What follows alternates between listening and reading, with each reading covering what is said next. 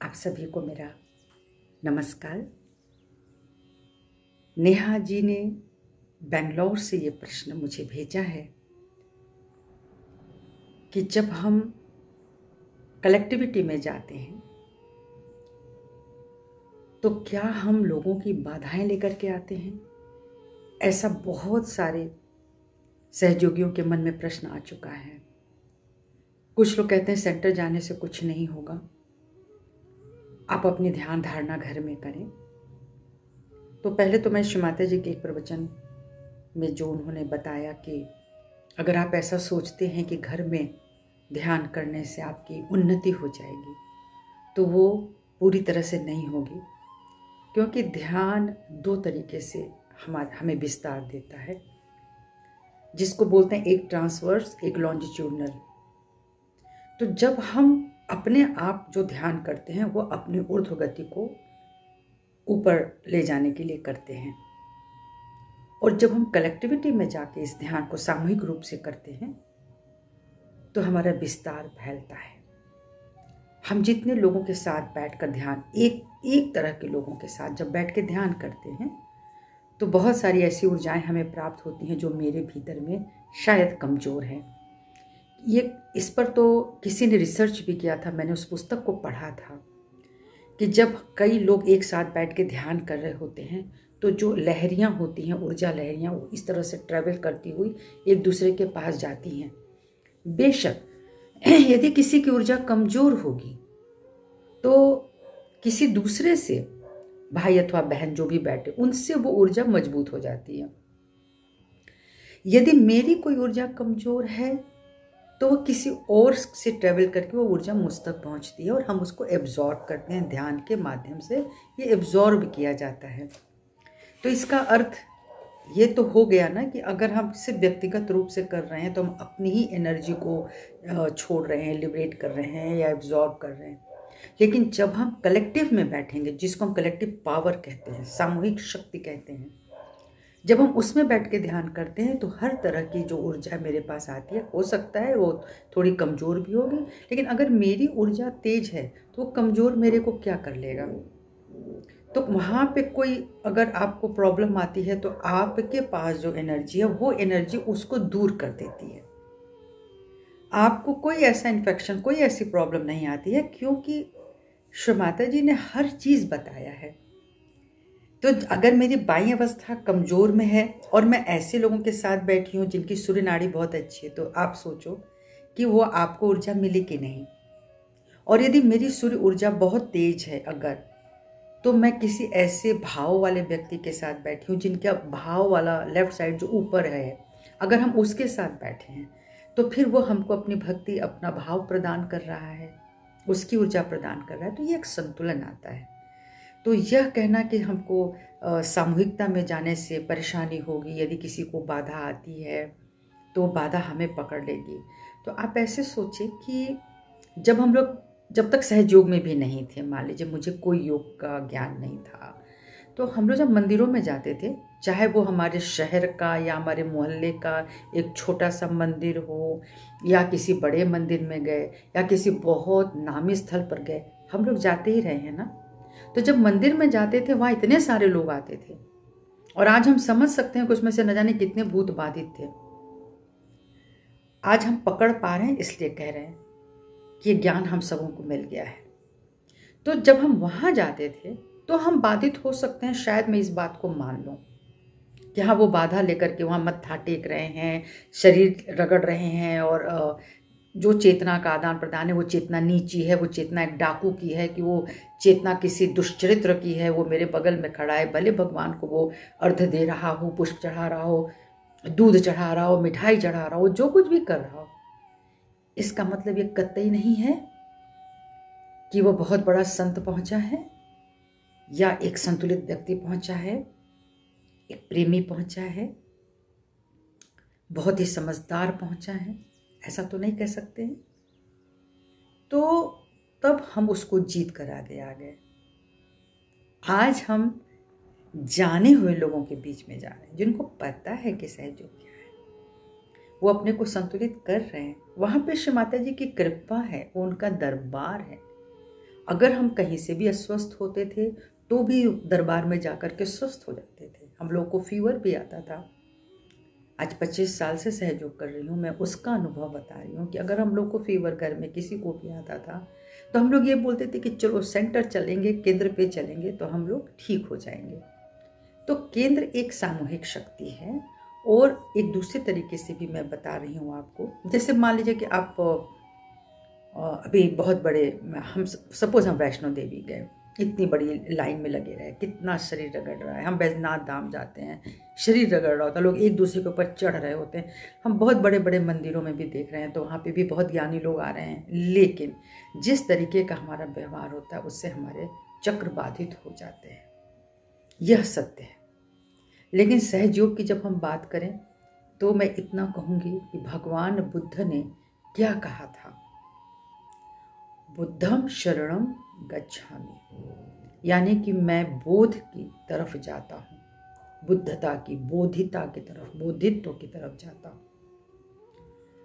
धम्मम शरणम गच्छामि, ये जो पूरा जो धर्म है, वाकई जो सरेंडर्ड है, मतलब धर्म क्या है, एक विनम्रता है जिसको हमने जाना, जो गंभीर है, जो स्थित प्रज्ञ है, जो आत्मा की तरफ जाता है, वो धर्म है। तो धर्मम शरणम गच्छामि, मैं धम्म की तरफ जाता हूँ। तो ये तो प्रगति हो गई।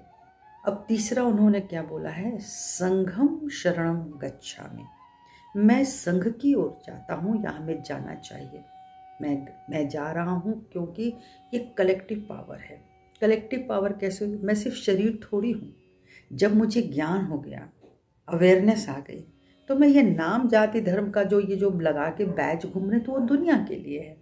मेरे लिए क्या है, आत्मा, एक आत्मा, दो आत्मा, ये पूरी आत्माओं का समूह क्या है, एक बड़ा चुंबक बनेगा।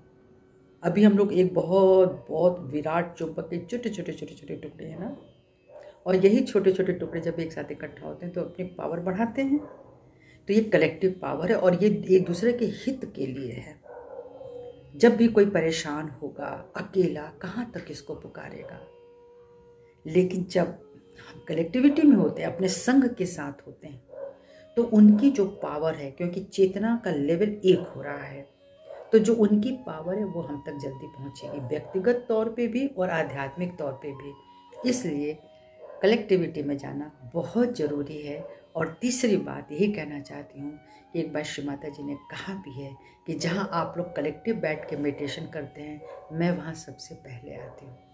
यानी व्यक्तिगत में तो आप अपने को निर्विचारिता में डाल दीजिए, थॉटलेस अवेयरनेस में रख लीजिए, वो शक्ति आप हासिल कर लीजिए, वो एक अलग बात है, आशीर्वाद वहाँ भी है। लेकिन जहाँ पे ज़्यादा से ज़्यादा लोग बैठते हैं, वहाँ पे ईश्वर की नज़र बहुत तेज पड़ती है, बहुत जल्दी पड़ती है। इसलिए कृपा करके सभी लोग कलेक्टिविटी में जाएं। इसको अपने घर में बैठने का योग साधन न बनाएं, क्योंकि हमें माने ना हिमालय में भेजा है, किसी कंदराओं में नहीं भेजा है, किसी भी प्रकार के वस्त्रों में नहीं डाला, किसी प्रकार के, बस उनको शालीनता चाहिए और आपका चित्त अपने सहस्त्रार में चाहिए, अपने हृदय में चाहिए, उस करुणा में चाहिए, उस प्रेम में चाहिए। बस यही है जो हम एक दूसरे को प्रसारित भी करेंगे। हम अकेले होंगे तो किसे प्रसारित करेंगे। चैतन्य जो है वो एक प्रकार का प्रेम है ना। तो जब हम लोग शुरू में आए तो ये कहा गया कि आप अपने चैतन्य को दूसरों तक पहुंचाइए, तो हम लोग दूसरों को वाइब्रेशन देते थे।